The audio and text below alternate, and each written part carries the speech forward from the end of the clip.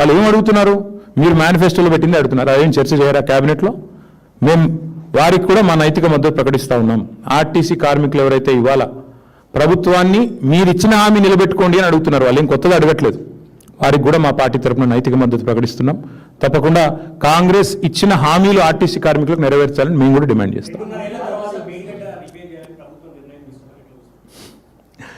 బుద్ధి వచ్చింది అనుకుంటున్నాం, ఏమనుకోవాలి బ్రదర్? నేను అది మేము మొదటి నుంచి చెప్తున్నాం కదా బ్రదర్, టైంపాస్ చేసింది చాలు, బుద్ధి తెచ్చుకొని రిపేర్ చేయండి అని చెప్పినాం.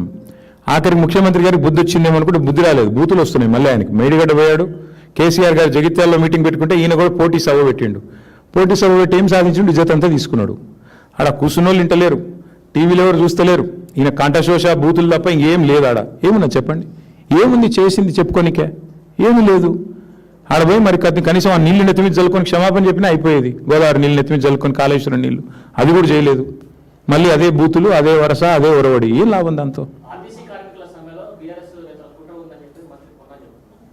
పొన్నం ప్రభాకర్ గారు అంటే నాకు గౌరవం ఉంది. దయచేసి పొన్నం ప్రభాకర్ గారు నేను రిక్వెస్ట్ చేస్తా ఉన్నా, అన్న మీరు పని చేయండి. మేనిఫెస్టో చైర్మన్ మన శ్రీధర్ బాబు గారు, మన జిల్లా మంత్రి గారే, మేనిఫెస్టోలో 28వ పేజీలో ఏం రాసిండో ఆర్టీసీ కార్మికులకు ఒకసారి పొన్నం ప్రభాకర్ గారు చూడాలని నా విజ్ఞప్తి.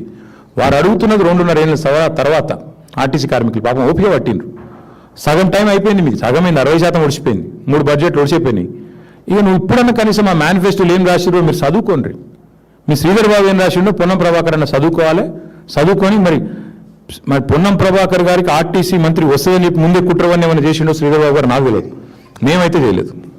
Thank you.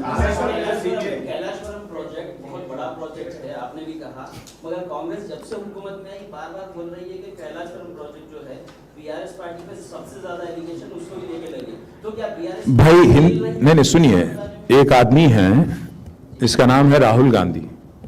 वो हिंदुस्तान में ऐसे लीडर इससे पहले था नहीं, कभी आगे भी शायद नहीं रहेंगे। उस लीडर को इन्होंने गुमराह कर दिया, उनको बुला लिया एक बार।